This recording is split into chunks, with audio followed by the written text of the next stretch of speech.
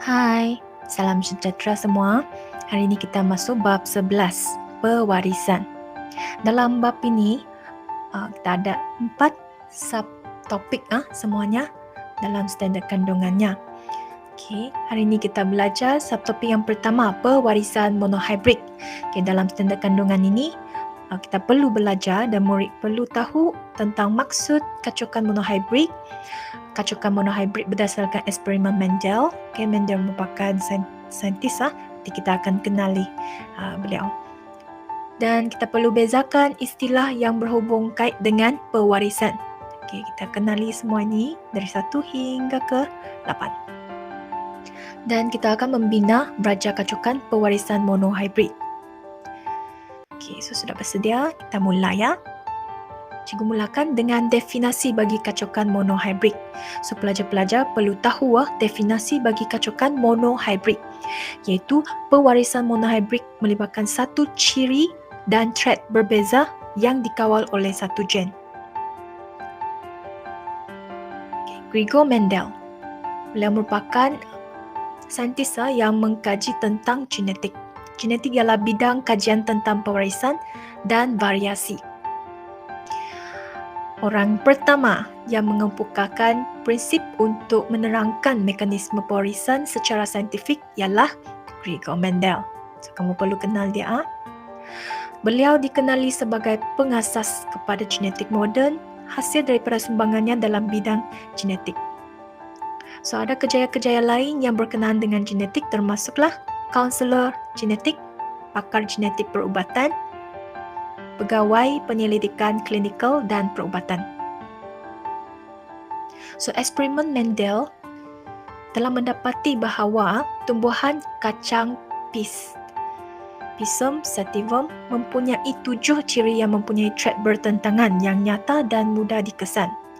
Okay, dalam eksperimen beliau dia gunakan kacang pis, tumbuhan kacang pis. Nanti kita akan bincangkan kenapa tumbuhan jenis ini dipilih. Okay, sebab dia mempunyai 7 ciri. Okay, dalam raja ni ada 7 ciri: bentuk biji benih, warna biji benih, bentuk pot, warna bunga, kedudukan bunga, ketinggian pokok. Trait bagi setiap satu ciri. Okay, trait dia yang bertentangan. Dan trait ini sangat nyata dan mudah dikesan. Contohnya bentuk biji benih sama ada dia bulat ataupun berkedut. Eksperimen Mendel juga merujuk kepada ciri yang terdapat pada induk diturunkan kepada anak melalui gamet jantan dan gamet betina. So, ini dapatan daripada eksperimennya. Kenapa dia membuat satu pernyataan begini? Sebab nukleus gamet jantan dan gamet betina membawa maklumat genetik pewarisan ciri tersebut. Dan gen ialah faktor pewarisan yang menentukan sesuatu ciri. Untuk mengkaji pewarisan ciri-ciri yang terdapat dalam kacang pis, Mendel telah menggunakan tumbuhan kacang pis bakatulin bagi generasi induknya. Pokok kacang pis berbakatulin maksudnya apa? Maksudnya pokok yang dihasilkan melalui pendebungaan sendiri dan mempunyai trait sama dengan induk dari segi kandungan gen.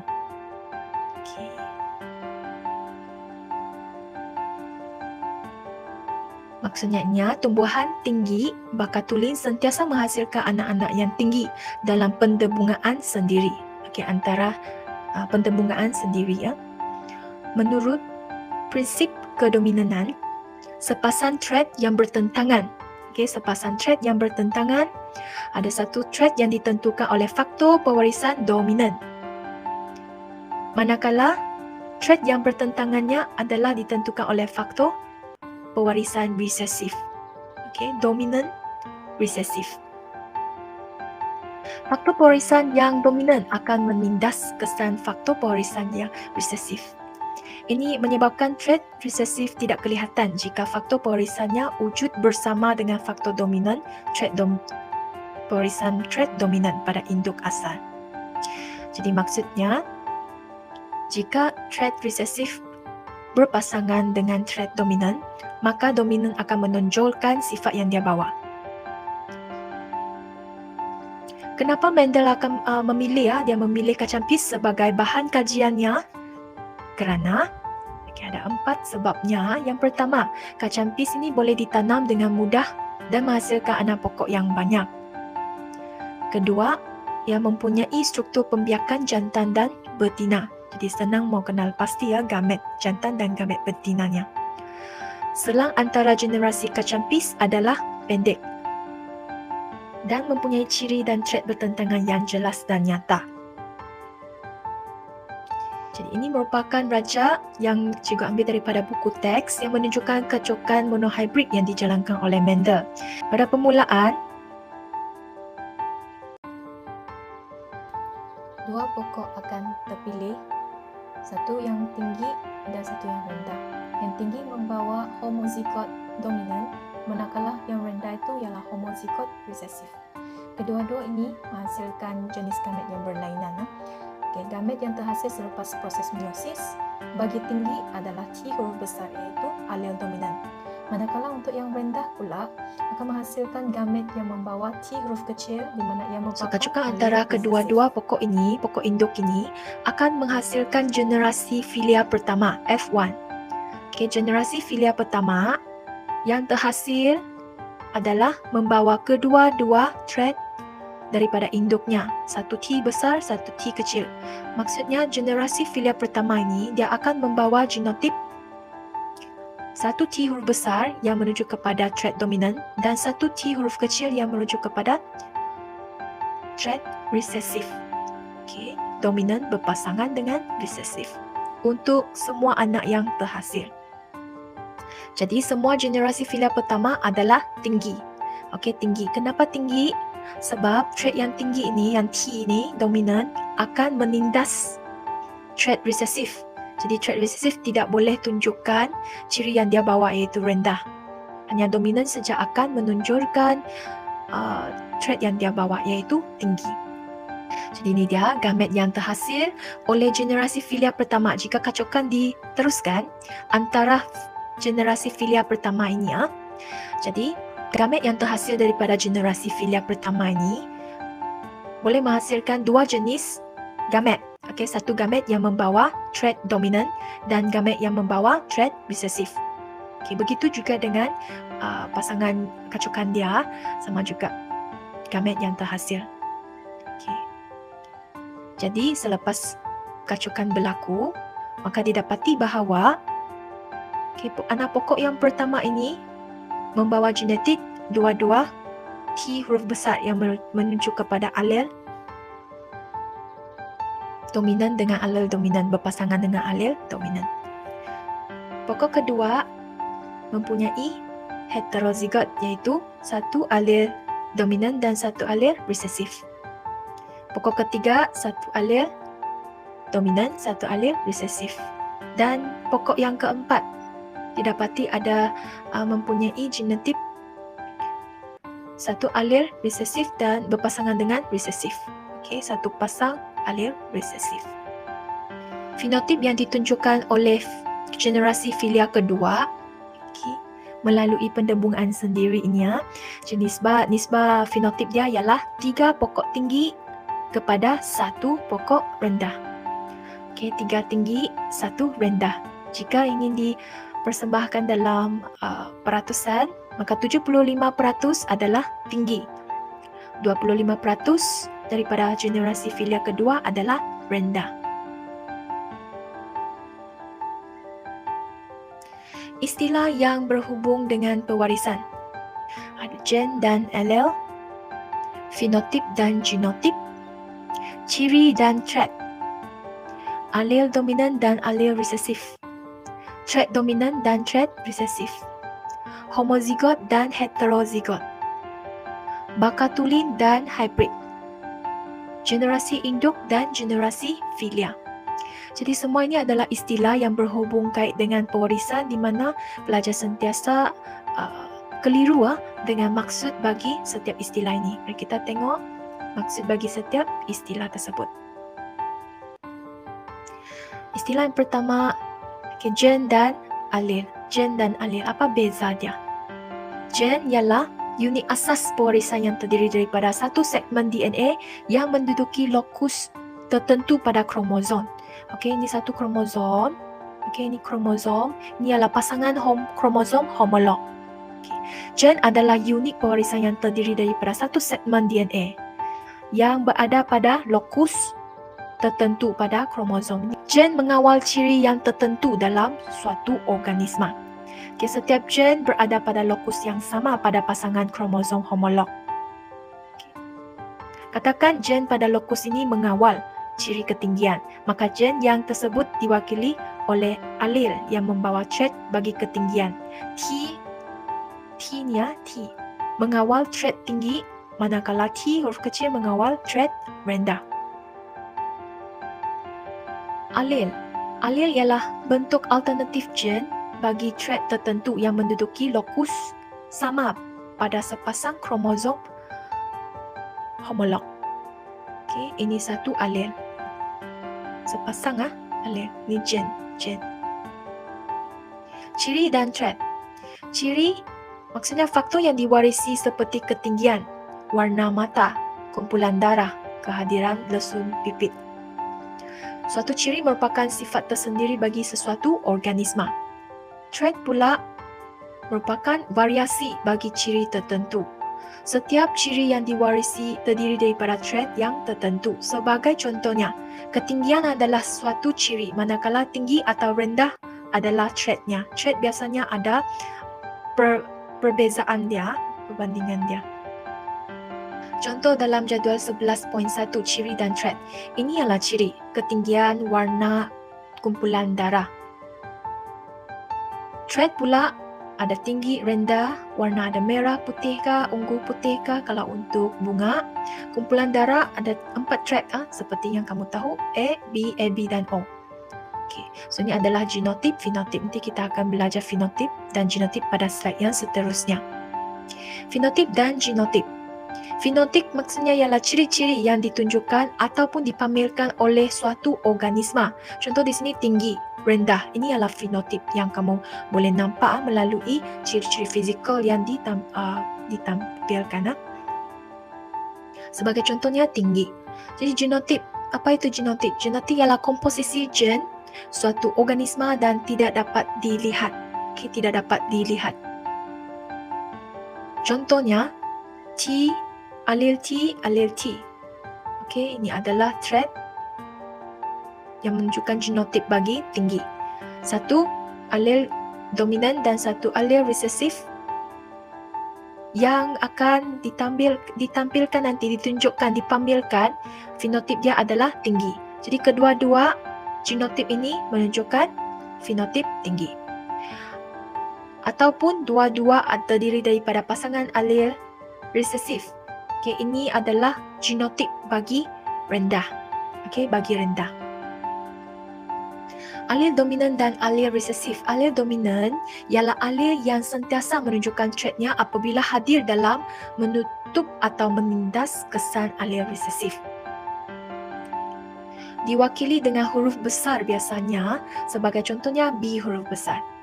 Alel resesif pula merupakan alel yang menunjukkan traitnya apabila kedua-dua alel adalah alel resesif. Kesan alel resesif ditindas jika alel dominan hadir bersama-samanya.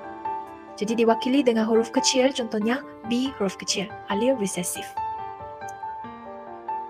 Trait dominan dan trait resesif. Okay, jangan keliru dengan alel tadi alel. Yang ini trait. Trait dominan akan ditunjukkan apabila dua-dua alel dominan berpasangan ataupun satu alel dominan berpasangan dengan satu alel resesif. Sebagai contohnya, dua-dua alel dominan berpasangan, kita panggil ini sebagai trait dominan. Ini pun satu alel dominan berpasangan dengan satu alel resesif, maka kita panggil ini sebagai trait dominan. Trait dominan. Trait resesif akan dipamerkan jika alel resesif berpasangan dengan alel resesif. Ini ada satu kemungkinan sahaja, iaitu kedua-dua terdiri daripada alel resesif. Ini kita panggil sebagai trait resesif. Okey, dalam pasangan trait resesif. Apa itu homozigot dan heterozigot? So homozigot, homo sama, maksudnya kedua-dua alel di lokus pasangan kromosom homolog adalah sama. adalah sama. Sebagai contohnya, kedua-dua terdiri daripada alel dominan ataupun kedua-dua terdiri daripada alel resesif. Okay, trait dominan homozigot dan trait resesif homozigot. Heterozigot, hetero di sini maksudnya tidak sama, berbeza. Alel di lokus pasangan kromosom homolog adalah berbeza. Jadi sebagai contohnya ini. Okey, trait heterozigot. Trait dominan heterozigot. Okey, kita panggil ini heterozigot sebab tidak sama, alelnya tidak sama.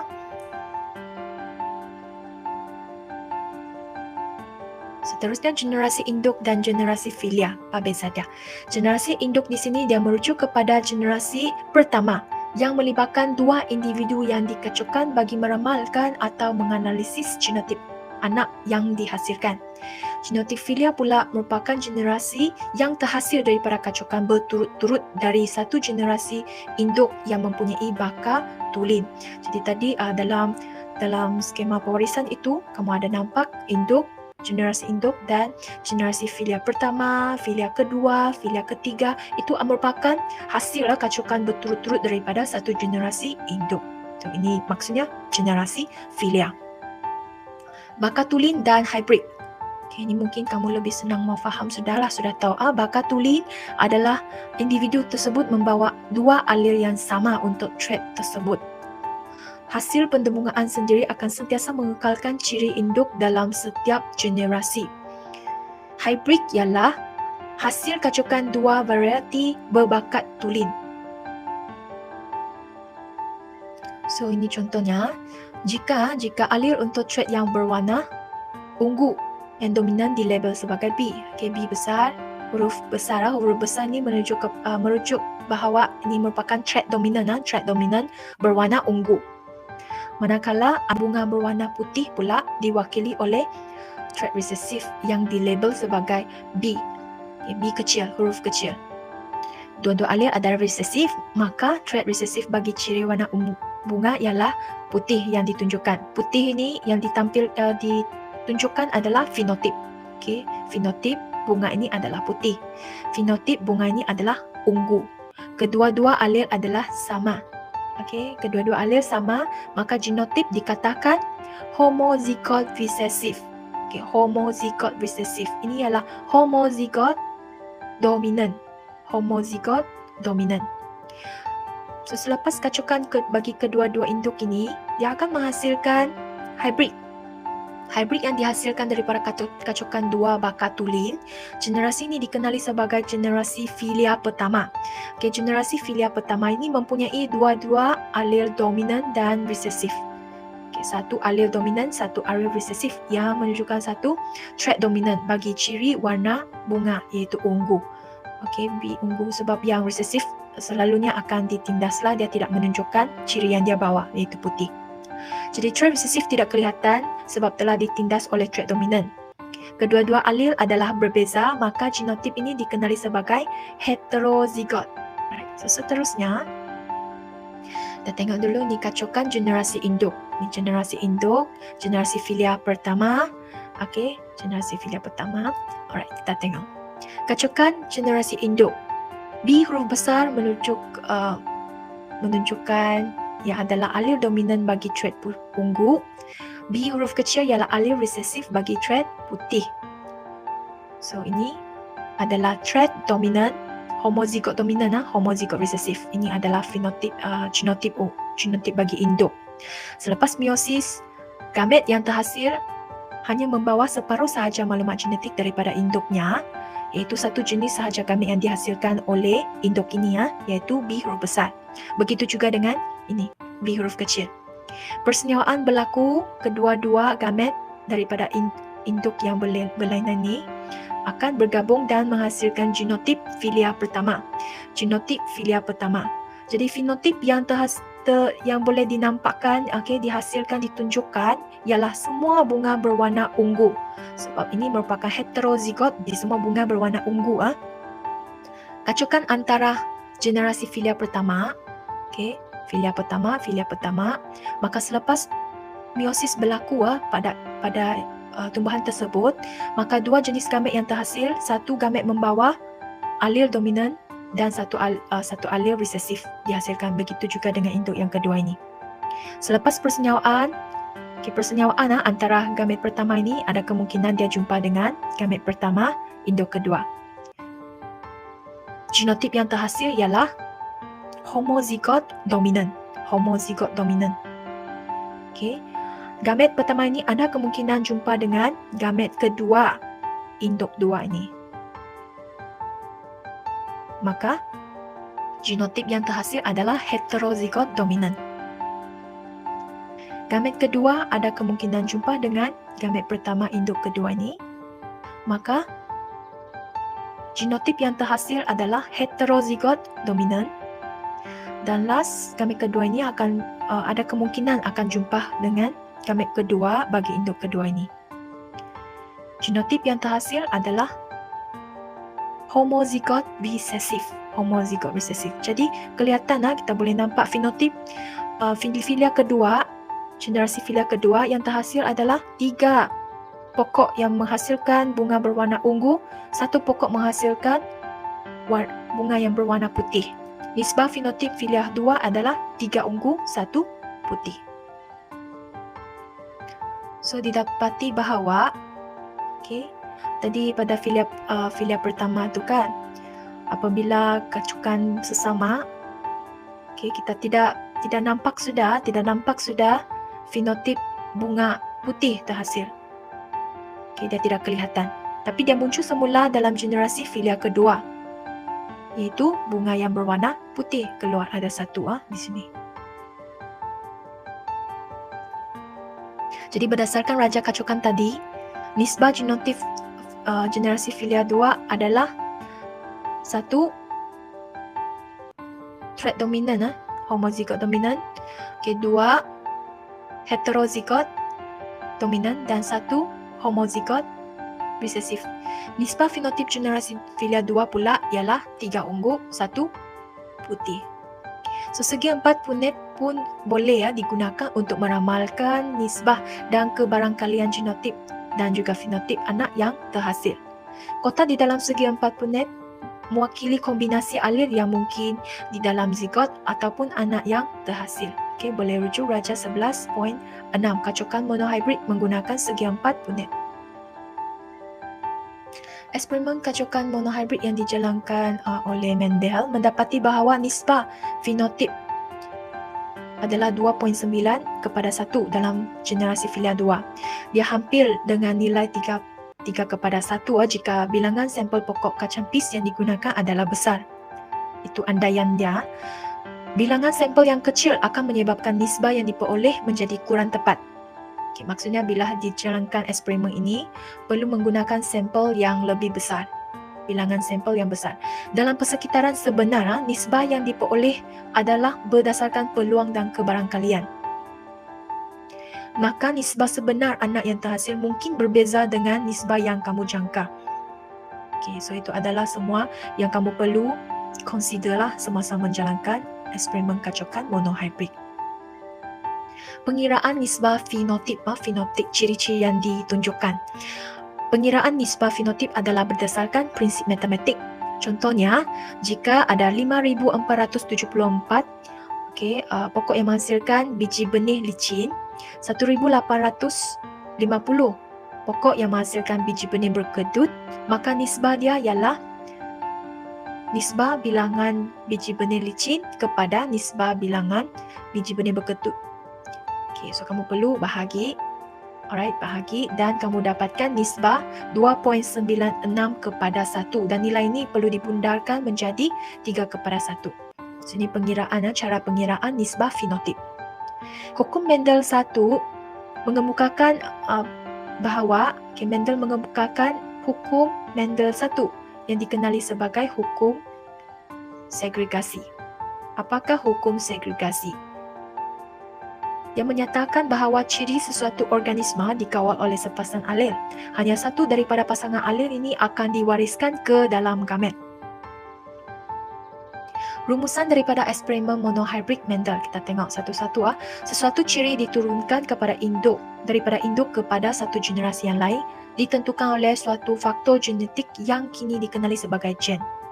Sesuatu trait dikawal oleh sepasang faktor yang kini disebut sebagai alel.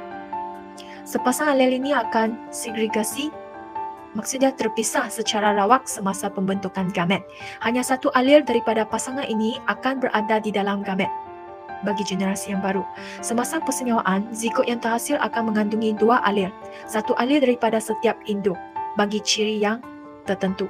Persenyawaan berlaku secara rawak, maka kombinasi genotip yang homozigot dominan akan menunjukkan trait dominan, manakala homozigot resesif akan menunjukkan trait resesif. Genotip heterozigot, kombinasi satu alel dominan dan satu alel resesif menunjukkan trait dominan. Mari kita tengok praktis formatif yang ada dalam buku teks 11.1. Ada 3 soalan yang ringkas. Okay, soalan pertama, apakah yang dimaksudkan dengan baka tulin? Baka tulin bermaksud genotip organisma berada dalam keadaan homozigot, sama ada homozigot dominan ataupun homozigot resesif. Baka tulin ini membawa dua alel yang sama untuk satu ciri. Nombor 2, dalam kacukan antara dua ekor tikus, B huruf besar mewakili alel dominan bagi bulu hitam, manakala B huruf kecil mewakili alel resesif bagi bulu putih. Hasil kacukan ialah 1/4 daripada hasil kacukan itu merupakan homozigot dominan, dan separuh daripada hasil kacukan ialah heterozigot, dan 1/4 hasil kacukan merupakan homozigot resesif. Apakah warna bulu dan genotip induknya? So ini kamu perlu cari melalui segi 4 punat pun boleh, ataupun kamu melukis skema pewarisan pun boleh juga. Jadi dapati bahawa kedua-dua induk mempunyai bulu berwarna hitam dengan genotip heterozigot. Nombor 3, katakan alel bagi tinggi diwakili oleh simbol T huruf besar dan alel bagi kerdil diwakili oleh simbol T huruf kecil. Apakah genotip dan fenotip hasil kacukan antara pokok tinggi dengan pokok kerdil jika kedua-duanya merupakan baka tulin? Okay, maksudnya pokok induk dia adalah homozigot, homozigot dominan dan homozigot resesif. Okay, homozigot dominan kacukan dengan homozigot resesif. Jadi soalan dia tanya, apakah genotip dan fenotip hasil kacukan antara pokok tinggi dengan pokok kerdil? So lepas persenyawaan berlaku, kamu akan dapati semua hasil kacukan dia adalah heterozigot. Okay, heterozigot. Semua anak mempunyai fenotip tinggi dengan genotip satu alel dominan, satu alel resesif. So itu saja untuk pembelajaran hari ini. Selamat belajar.